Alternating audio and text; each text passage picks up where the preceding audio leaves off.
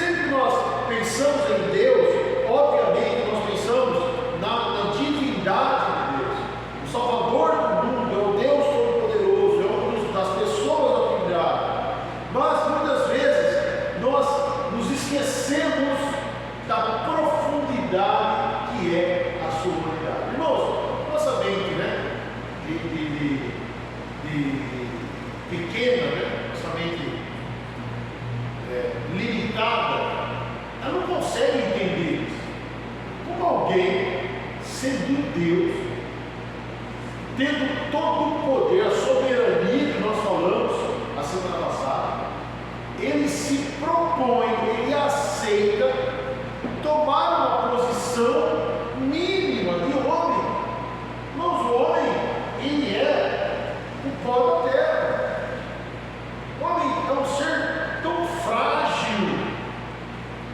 Você vê que até na natureza, o homem tem inteligência, mas se nós não fôssemos inteligentes, ou se outros animais tivessem inteligência, nós seríamos presa fácil. Quantos animais são mais ágeis, são mais hábeis, são maiores, são mais fortes que o homem?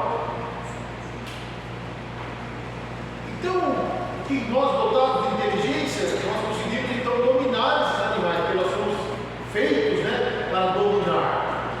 Mas esse Deus que tinha o mundo sobre seus pés, não o planeta Terra, mas toda a galáxia sobre seus pés, ele vem como homem e subsiste também em forma de homem. Olha aqui no versículo 7: assumindo forma de servo, tornando-se semelhante ao homem.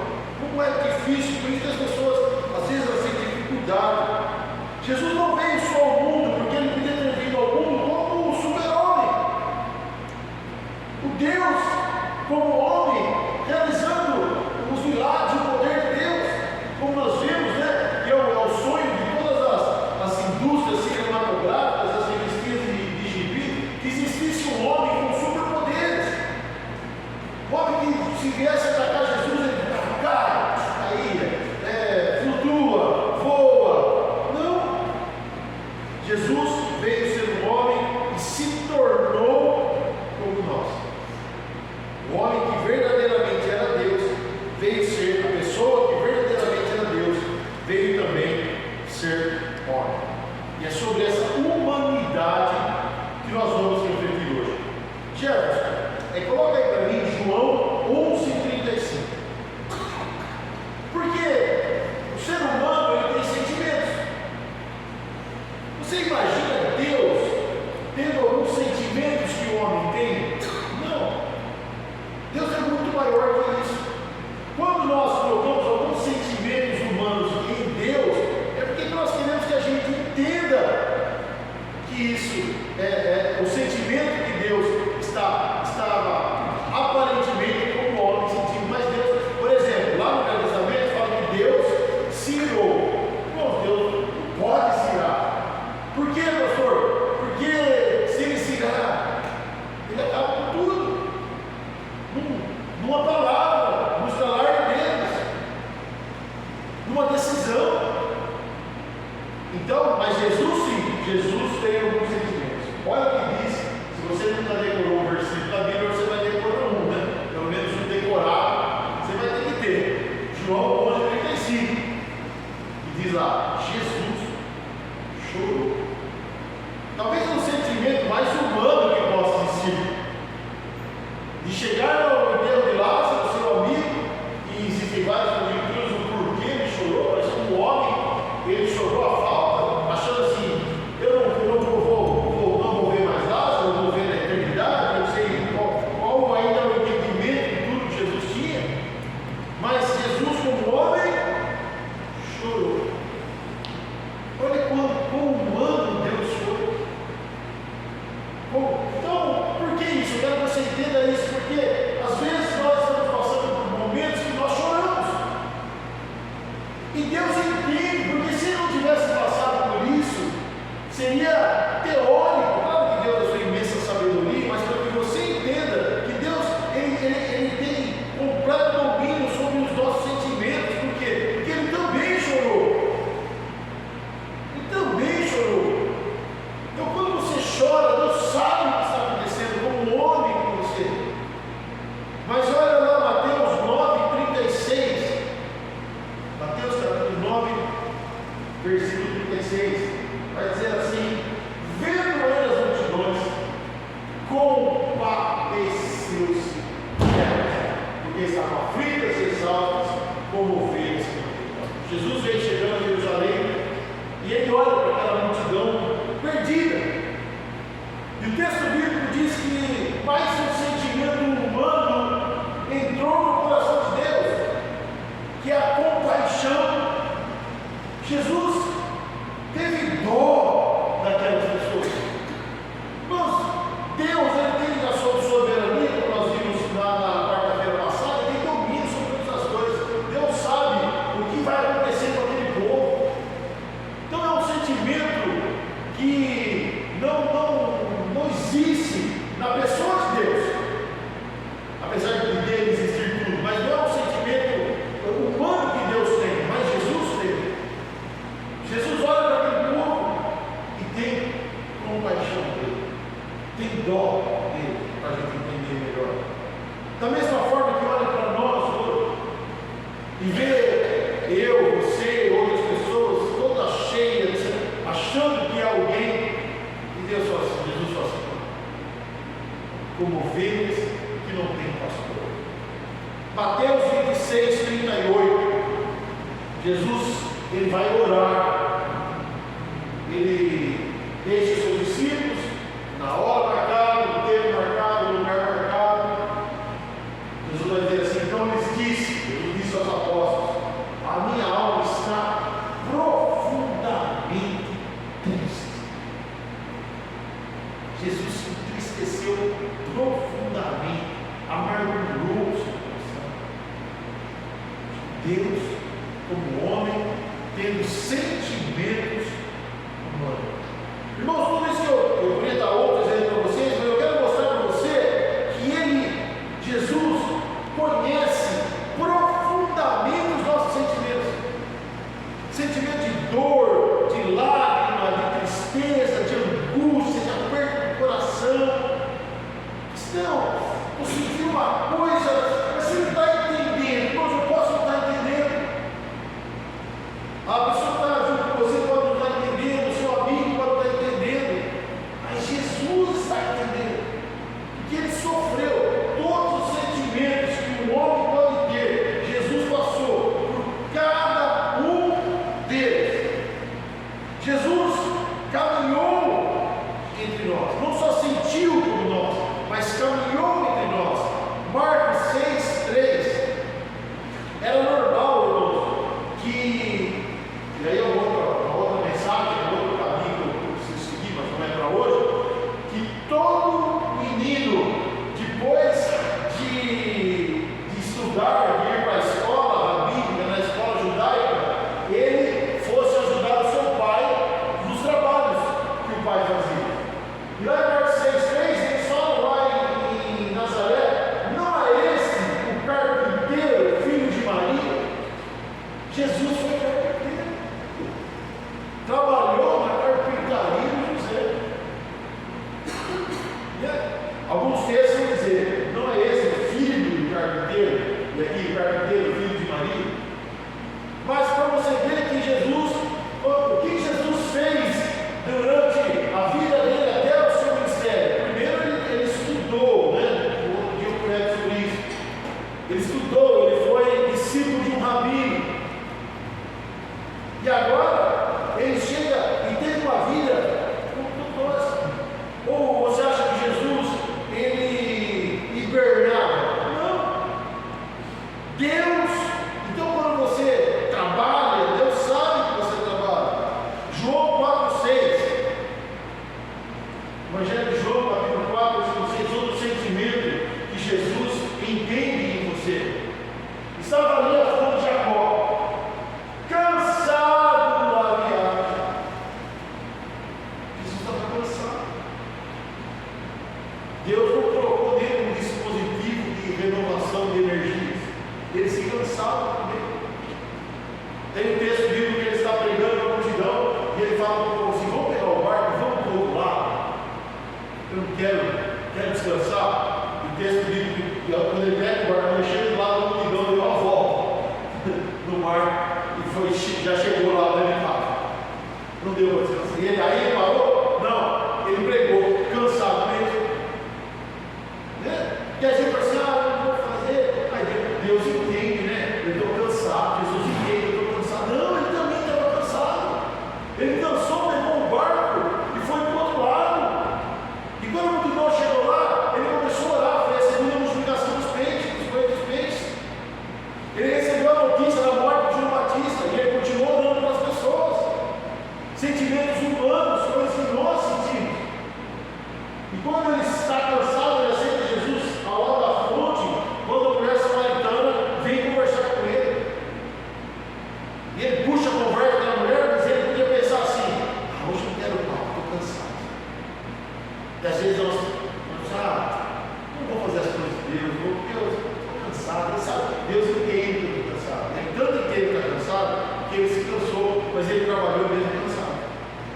fez a obra mesmo cansado.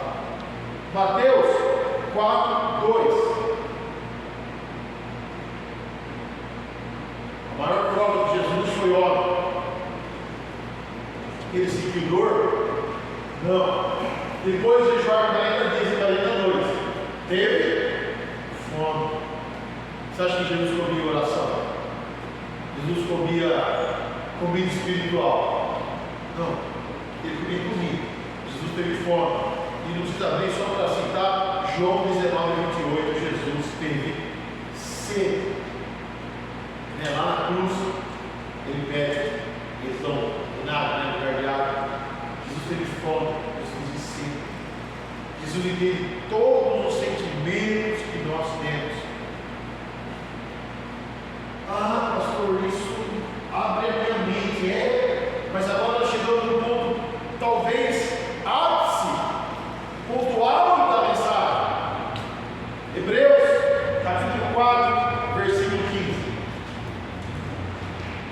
Jesus chorou, Jesus compadeceu, Jesus sentiu compaixão, sentiu angústia. Peraí, eu lembrei uma aqui, eu não coloquei no texto aqui, mas lembrei. Jesus chegou na beira do templo e tinha um monte de gente vendendo o sacrifício lá na frente, por um preço muito caro. O problema não era vender, porque as pessoas imaginam, irmão, tinha gente que vinha 600, 400 quilômetros para sacrificar no templo. Já pensou trazer um bezerro? 600 quilômetros.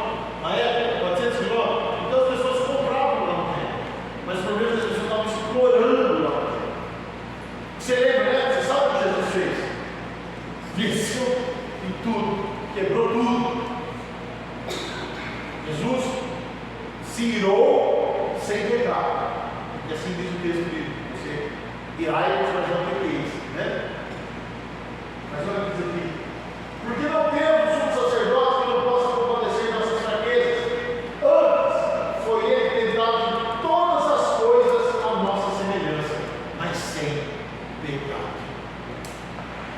Irmãozinho, era homem, sentimento humano, físico humano, cansava, tinha fome, tinha sede, angustiava, chorava, se irritava, angustiava-se, tudo que o homem tem. Então Jesus, ele vem à terra, vem ao mundo em forma humana, se despe, tira todas as condições de onipresença, onipotência, onisciência, soberania, tira tudo de si, se faz homem, para mostrar para mim e para você que é possível viver sem pecado. É possível. É difícil, mas é possível. Humanamente possível. Pecamos porque somos falhos, porque herdamos o pecado, porque somos fracos, mas é possível, porque Ele viveu sem pecado. É impossível para nós, que temos os desejos, as paixões, porque nós não conseguimos ser 100% espirituais. Mas Jesus provou como homem, porque não temos um sumo sacerdote que não possa compadecer de nossas fraquezas. O que eu entendo nesse versículo e quero que você entenda? Amados, foi tão difícil para Jesus não pecar, foi tão difícil para ele, que ele entende as nossas fraquezas. Ele veio como ovelha limpa, sem mancha, sem mácula, morreu em nosso lugar. Mas ele entendeu o quanto o homem, todos os sentimentos humanos que nós passamos. Por isso é possível a nós temos a capacidade, talvez nós tenhamos a força, talvez nós tenhamos a espiritualidade. Por quê? Porque, irmãos, é algo muito interessante.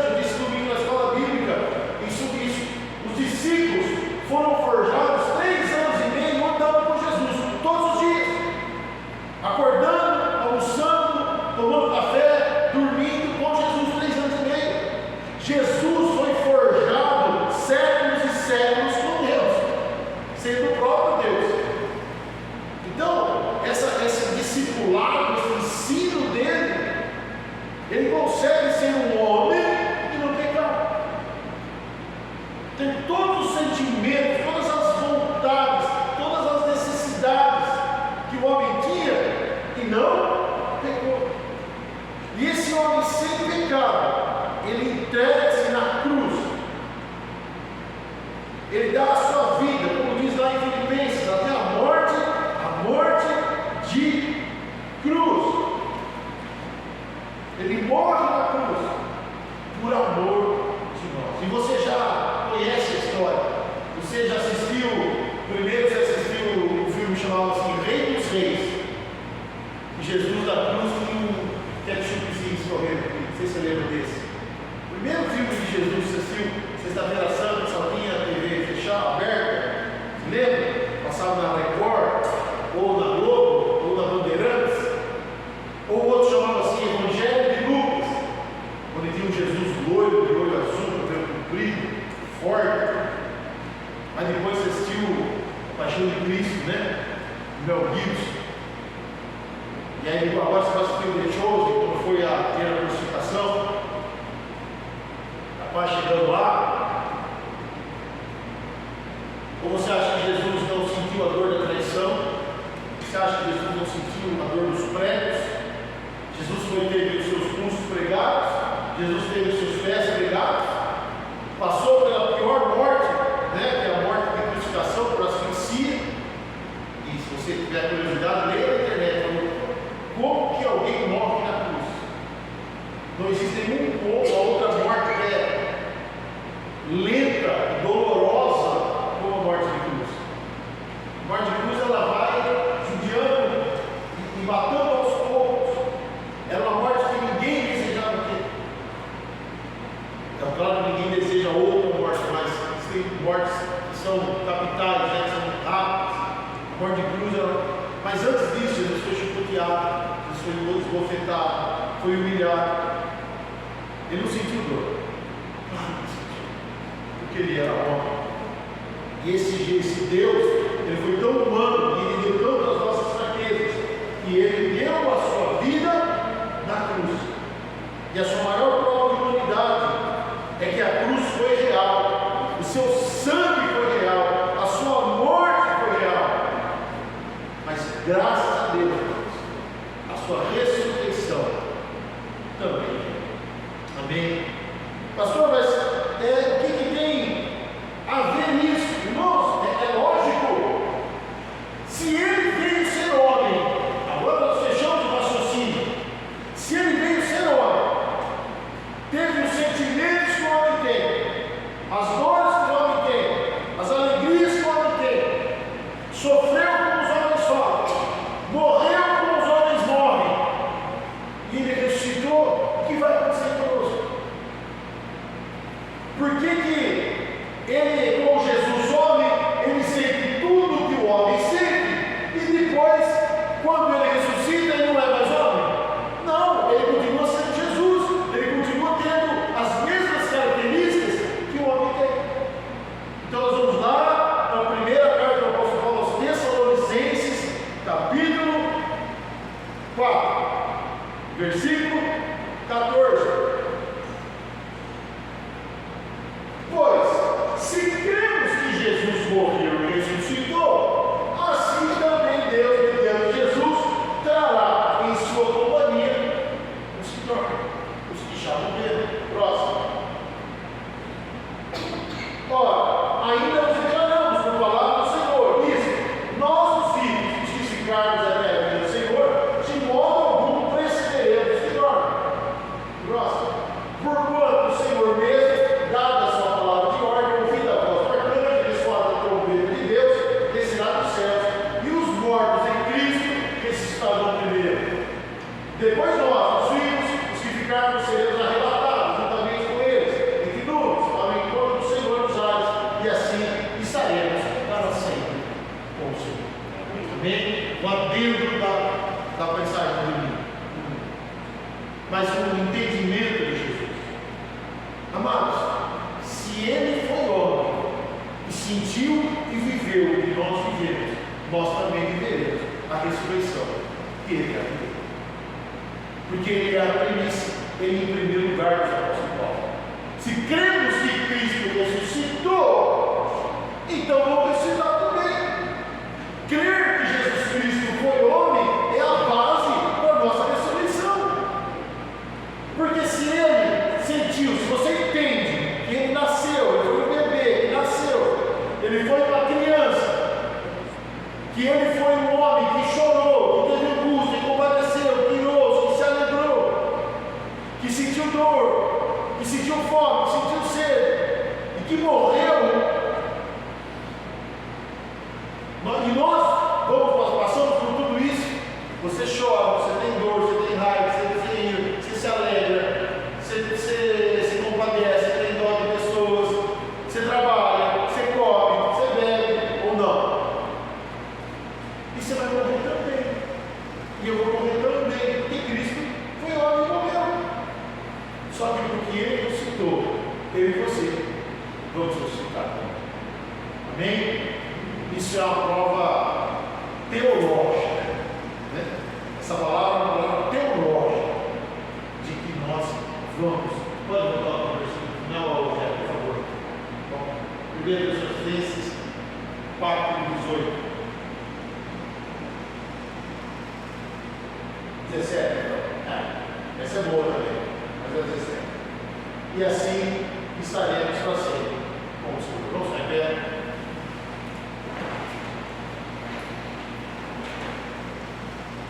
A não ser que você ache que Jesus Cristo é como super-homem, que veio de Cristo, com superpoderes, aí você não dá para comparar com ele. O super-homem voava, teve visão raio-x, veio de Cristo, nasceu na terra, aí não dá para falar, não, esse é o super-homem, não tem jeito. Mas se você entende que Jesus foi homem, foi o mesmo bebezinho que você foi,